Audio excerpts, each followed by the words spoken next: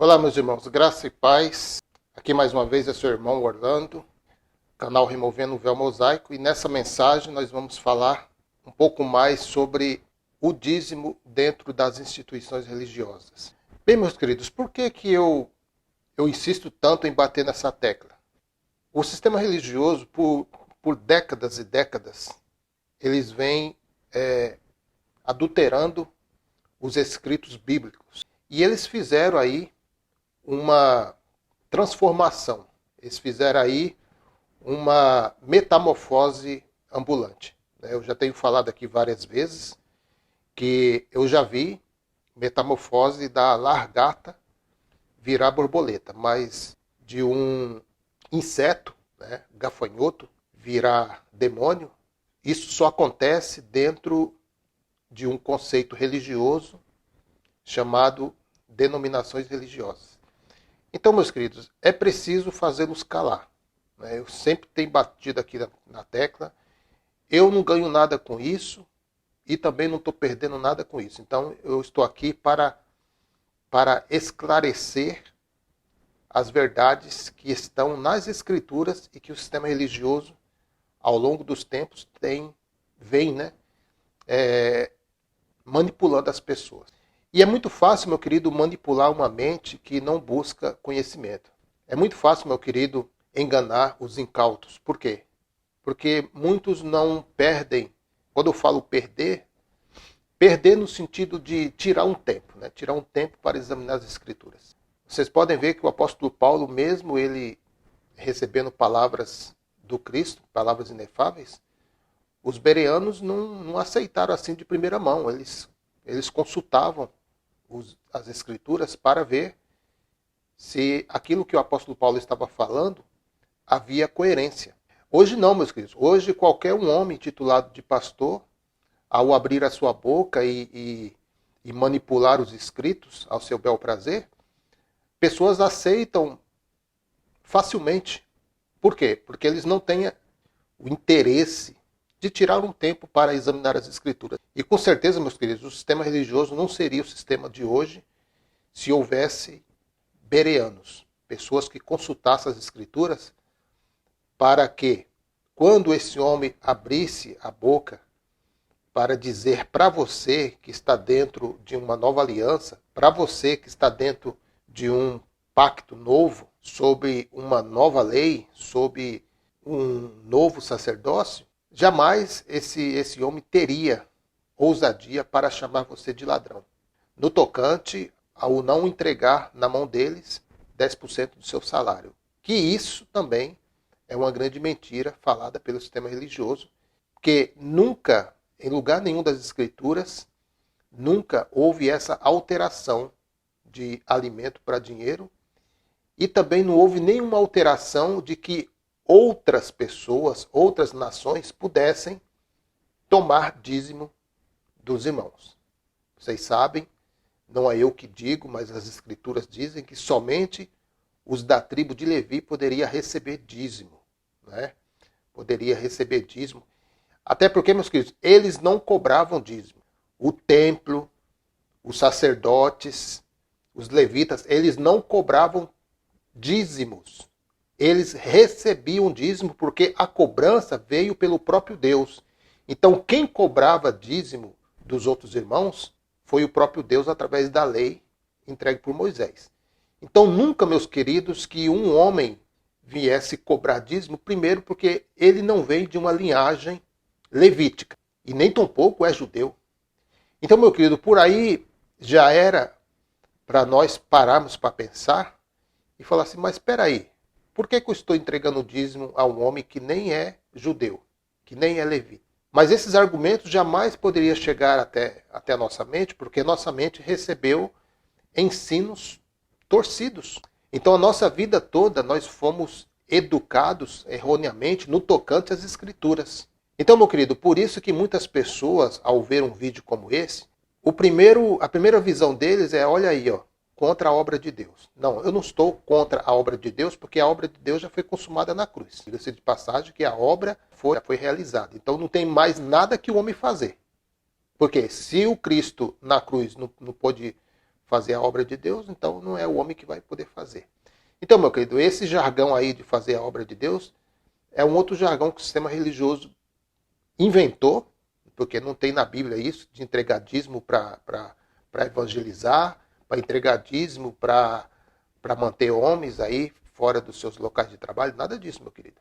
O dízimo sempre foi para manter os levitas, para manter aquela tribo, porque eles foram separados para realizar o serviço do templo. Hoje não tem mais templo. Não tem no templo, não tem serviço levítico. Não tem no serviço levítico, não tem serviço sacerdotal. Por quê? Porque havendo mudança de sacerdócio, que agora o sacerdócio é outro, não é levítico mais. O sacerdócio agora é segundo a ordem de Melquisedeque. E mudou a lei. Só que essa lei não está escrita em pedras mais. Ela está escrita no Espírito do Filho. Então, meu querido, quando você anda segundo o Espírito, você anda segundo a lei de Deus. Simples assim. Né? Não é aquela lei que Moisés passou às 12 tribos. Não é aquela lei mais. Tá? É uma nova aliança. Então eu quero trazer aqui, meus queridos, já falei bastante, né? Mas eu quero trazer aqui um estudo sobre o gafanhoto. Nós vamos falar um pouco aqui sobre as fases do gafanhoto. O gafanhoto de Malaquias 3:11, o gafanhoto de Joel 1:4. Nós vamos falar sobre o gafanhoto que era alimento para João Batista. Ué, uma hora o gafanhoto é demônio, outra hora o gafanhoto é alimento? Tem alguma coisa errada aí. Será que a Bíblia está abrindo parênteses para dizer este gafanhoto é demônio e esse gafanhoto é alimento? Não, meu querido.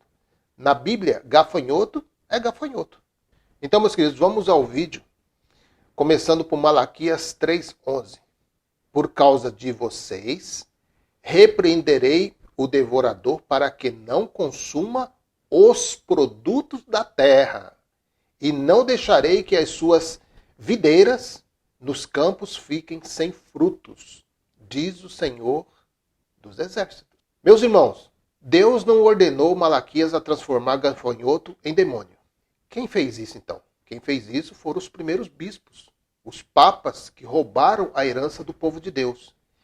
Olha só, meu querido, o que está escrito, Joel capítulo 1, verso 4. O que o gafanhoto cortador deixou, o gafanhoto migrador comeu. O que o gafanhoto migrador deixou, o gafanhoto devorador aqui não é demônio, é gafanhoto, comeu. O que o devorador deixou, o gafanhoto destruidor comeu. Meus queridos, o profeta Joel descreve de maneira bem clara sobre a ação dos gafanhotos na lavoura, no campo, o que era conhecido das pessoas da época, que sobreviviam de suas plantações.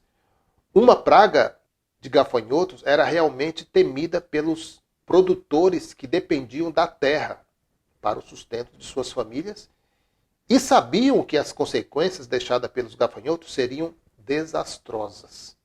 Essa é a realidade de Joel. Então, meus queridos, nós iremos agora falar sobre as fases do gafanhoto. E não do demônio, né, que a religião criou para arrancar dinheiro dos incautos. Não, nós vamos falar do gafanhoto, o inseto. Bem, meus queridos, a primeira fase é o gafanhoto cortador, que é a lagarta. Né? A primeira palavra usada para o gafanhoto cortador é gazan. Gazan, que significa lagarta. Né? Lagarta. Então, esta palavra aparece apenas 3 vezes na Bíblia. Joel 1:4, Joel 2:25 e Amós 4:9. Depois os irmãos podem ler essas referências aí na sua casa. Amém? A lagarta também é chamada de roedora ou descascadora, porque corta as folhas da planta. A lagarta ainda pequena se abriga na lavoura e corta o fruto, comendo uma parte dela e fazendo com que estrague o restante. Assim o agricultor não colhe o fruto por completo. Né? Segunda fase, a fase B, gafanhoto migrador. A segunda palavra usada para o gafanhoto migrador é arbé, ou arbé, que é o gafanhoto quando está em fase de crescimento e por isso viaja em bandos em busca de alimento. Esta é uma palavra mais comum para se referir ao gafanhoto, usada 24 vezes na Bíblia. O gafanhoto migrador, como o nome diz, representa a fase migratória, espalhando um rastro de destruição, pois quando acaba de comer em um lugar, logo passa para outra plantação e aí vai migrando, migrando e migrando. A terceira fase, a fase C, gafanhoto devorador, que o sistema religioso apelidou de demônio, né? Que é a locusta. A terceira palavra usada para o gafanhoto devorador é Yelek, que é a sua fase adulta e reprodutiva, né? Então, uma fase de reprodução. Então, nesta fase, o gafanhoto se alimenta muito mais porque tem o objetivo de colocar seus ovos na lavoura. O nome devorador se refere ao seu poder de consumir a plantação. Nunca está falando de dinheiro aqui. Nunca está falando de finanças. Está falando de plantação, do fruto da terra. Então, esse devorador aí, ele pode consumir a plantação em pouco tempo. Agora, a fase D. Gafanhoto destruidor, que em outra tradução diz pulgão. A quarta palavra usada para falar do gafanhoto destruidor é chazil. Se refere ao filhote que eclodiu dos ovos deixados pela locusta. Então, este pulgão fica na lavoura e suga a ceifa, né, podendo matar as plantas com uma espécie de ferrugem. Não sei se os irmãos já perceberam as folhas com ferrugem, né, em seus galhos e folhas. Além de ser uma nova geração de gafanhotos que continua destruindo as plantações, né? Então aí já começa a reprodução, né? Então nesta fase, o agricultor procura agir de forma preventiva para proteger sua lavoura. Agora vamos chegar no ponto de João Batista. Que espécie de gafanhotos João comia? Seria o devorador da religião, demônio? Mas é claro que não. João não comia demônios, claro que não. Mas levando para a metamorfose religiosa, né, João Batista comia demônios também. Porque na realidade, meus queridos, quem devora as finanças dos fiéis são os líderes religiosos, porque eles que consomem, eles que comem parte do seu salário, né? Não tem nada de demônio, não tem nada de gafanhoto. Esse gafanhoto se chama líder religioso, né? Pastores, bispos, apóstolos, anciões. Esses são os verdadeiros devoradores hoje, nos tempos que nós estamos vivendo, nos tempos dos nossos pais, né? Depois da igreja primitiva, começou a surgir aí devoradores, bispos, papas, e por aí vem aí a igreja protestante, né? Com seus cleros, né? Com seus conceitos, com seus conceitos e com seus títulos, e por aí vai. São esses aí os devoradores. Muito cuidado com eles, porque eles vêm com sapatinho de algodão. Então eles vêm e colocam temor nas pessoas, porque tudo que acontece de errado dentro da sua casa é o devorador, é o demônio. Esse demônio só pode ser paralisado quando você entrega 10% do seu salário na mão de um homem, meu querido. O devorador que vinha sobre Israel não foi demônio que mandou, não foi diabo que mandou, foi o próprio Deus que mandou. É só você ler lá Malaquias. Todo o livro Malaquias, você vai ver que as pragas, assim como no Egito, a praga de gafanhotos também, e assim como em Joel, e assim como em Malaquias 3:11, era tudo Deus que mandava, por causa da desobediência do povo de Israel, que não estava contribuindo com a obrigação de levar o dízimo à casa do tesouro. E com isso, os sacerdotes estavam comendo o melhor da gordura e deixando o órfão, a viúva e o desamparado sem mantimento. Era por causa disso que o próprio Deus, não é diabo, não é demônio, não é Satanás, o próprio Deus mandava os insetos para devorar suas plantações, para que o povo se convertesse novamente. Esse é o contexto. Não tem nada de demônio, não tem nada de Satanás. Então você que tem recebido aí essas ameaças, examine as escrituras, meus irmãos, e mande esse homem trabalhar. Mande esse homem trabalhar, mande esse homem acordar cedo, fazer igual você faz para adquirir o pão na sua mesa. Amém, meus queridos? Então, meus queridos, voltando aí ao contexto aí do João Batista, né? O que a Bíblia diz sobre comer gafanhoto? Muitos ignoram que na lei de Moisés, a qual vigorava nos tempos de João, a lei e os profetas duraram até João, tá? não passou mais. E não vigora mais. Por quê? Por causa da mudança da lei e do sacerdócio, por causa do sacrifício de cruz.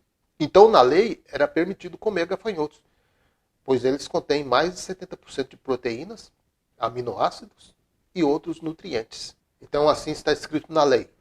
Mas de todo inseto que voa, que anda sobre 4 pés, cujas pernas traseiras são mais compridas para saltar com elas sobre a terra, estes vocês podem comer. Deles vocês podem comer estes: a locusta, segundo a sua espécie, o gafanhoto devorador. Olha, você pode comer demônio? Aqui está dizendo que você pode comer o devorador.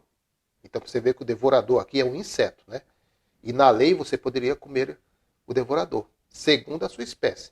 Mas o devorador aqui, segundo a religião, é um demônio. E aí, como é que fica aí? Você pode comer esse demônio ou não pode comer esse demônio? Segundo a lei, você pode comer o devorador.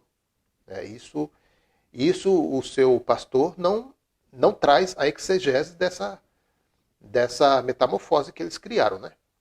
Pois é, não tem exegese para isso. Não tem, meu querido. Então, meus queridos, seguindo aí o texto.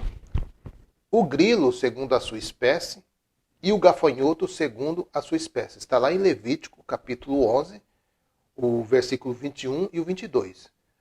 Por isso, tanto Mateus como Marcos dizem a mesma coisa sobre a alimentação de João Batista.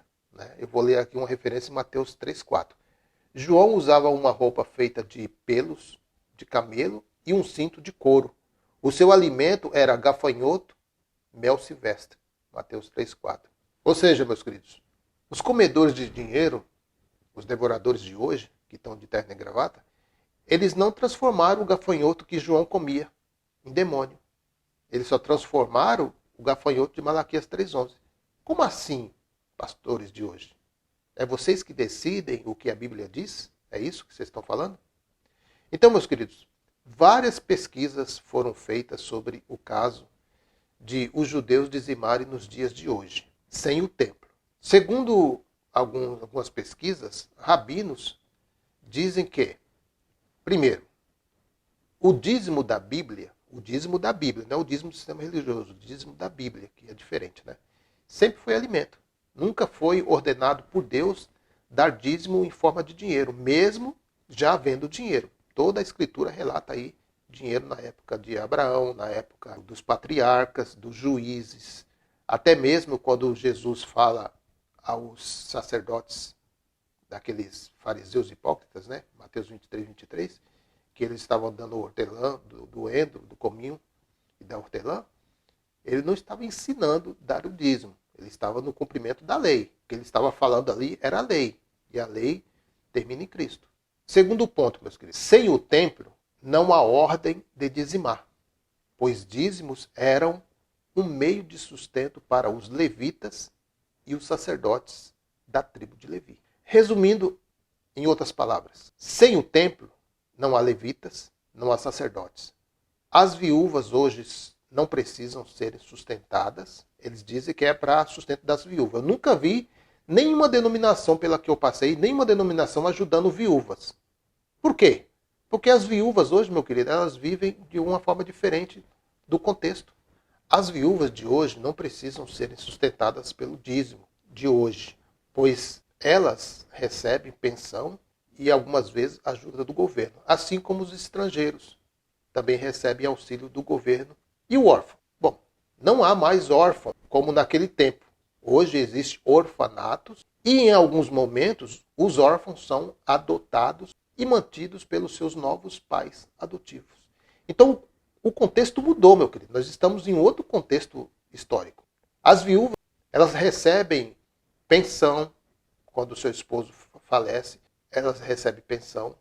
E quando não tem a pensão, é lógico que elas não são abandonadas como antes, os filhos as mantêm. Existem várias maneiras, meu querido, das viúvas serem mantidas hoje. E é difícil, meu querido, porque antigamente a lei era bem radical mesmo. Então ela era ali, o contexto da viúva naquela época da lei de Moisés era muito fechado. Hoje não, meu querido. Hoje a viúva não depende de instituição religiosa para sobreviver. Existe aí a pensão, como eu já falei. Existe aí as ajudas do governo, aposentadorias. Você pode entrar com ações para receber a aposentadoria do governo por idade. Se o seu pastor ele usa o argumento de que o dízimo é para o auxílio da viúva, do órfão e do desamparado, esses três tipos de pessoas não precisam mais serem mantidas por instituições religiosas. Não precisa, meu querido. O primeiro passo que eu recorri foi o sistema religioso, meu querido, para entrar aqui com visto religioso. Eles me deram? Não, não me deram. Tiveram as suas razões, é claro, né? Porque muitos pastores vêm para cá dizendo que é para abrir templos, abrir instituições, e quando chega aqui, abandona tudo e não voltam mais dentro do seu visto. E com isso suja a imagem daquela instituição que cedeu o visto religioso para essa pessoa. Então isso aconteceu muito na época que eu vim, em 2005. Então, meus queridos, eu vou abrir um parênteses aqui, eu recebi proposta em 2005 para vir aqui, para esse país, onde eu estou, Estados Unidos, para vir para abrir uma denominação. Então, eles me deram aí, meus queridos, um aval. Se você for para abrir uma obra, nós vamos manter você por 6 meses, né, com moradia, com sustento, até você aumentar a obra e aí você viver literalmente da obra. E o que eu falei? Não, eu não estou indo para os Estados Unidos para abrir denominação. Se esse fosse o caso, eu estou no Brasil e aqui eu posso abrir denominações dentro do meu país. Então eu não estou indo lá para abrir instituição religiosa, eu estou indo lá para trabalhar. Então eu fui bem objetivo, trabalhar. Eu vim aqui para trabalhar. Então, meus queridos, cheguei aqui estrangeiro. Eu fui mantido pelo sistema religioso? Não, claro que não. Até porque a maioria dos imigrantes, quando chega aqui, que já fez parte de uma denominação no Brasil, a primeira coisa que eles fazem é procurar uma igreja. Só que quando eles procuram essa igreja, o que eles fazem? Eles não te ajudam financeiramente. O que eles fazem? Arrumam um trabalho para você. Arrumam um trabalho, e na realidade não é ele que arruma, quem arruma são os membros. Porque o pastor não trabalha. Ele não vai arrumar trabalho para você, a não ser que ele arrume um cargo de pastor para você dividir o seu salário. Ele não vai fazer isso, né? Então o que ele faz? Há vários empresários ali na igreja. Então uns pegam você para trabalhar e é assim que o sistema religioso age nos dias atuais. Já teve casos também de pessoas precisarem de dinheiro e já ouvi muito isso. Nós não emprestamos dinheiro. Ué, mas o dinheiro não é dele. O dinheiro não é do pastor. O dinheiro é daquele corpo. Mas, para você ver que até onde vai a manipulação. Então, meus queridos, o contexto nosso é outro. O contexto nosso é outro.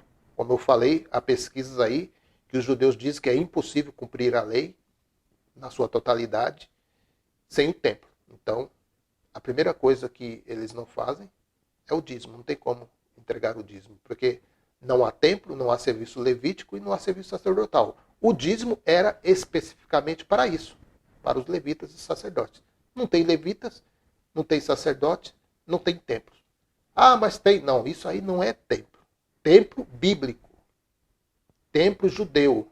Não é instituições religiosas que você registra em um cartório aí e que está escrito lá embaixo, lá, pastor presidente Zezinho. Não, isso não é casa de Deus dentro do contexto bíblico. Até porque Deus não habita em templos feitos por mãos de homens. Então havia o templo ali para o serviço sacerdotal dentro da primeira aliança. E isso já se acabou em Cristo. Efésios capítulo 2, verso 15 em diante. Pode ler aí na sua casa. De preferência, coloque na tradução, nova tradução na linguagem de hoje, você vai ver que o Senhor, na sua morte, ele aboliu a lei em forma de ordenanças. Então, meus queridos, fico por aqui. Graça e paz a todos. E até o próximo vídeo, querendo Deus. Graça e paz.